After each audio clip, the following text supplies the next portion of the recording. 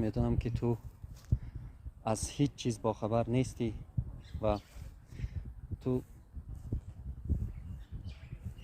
سر کرده داری و آن نفرها تو را بازی داشته ایستادن. تو به این عقیده که امروز داری، به این فکری که امروز داری، به این گشت و گذاری که امروز داری پشیمان شو و به وطن خیش برگرد. در این وطن آباد و آزاد زندگی کن.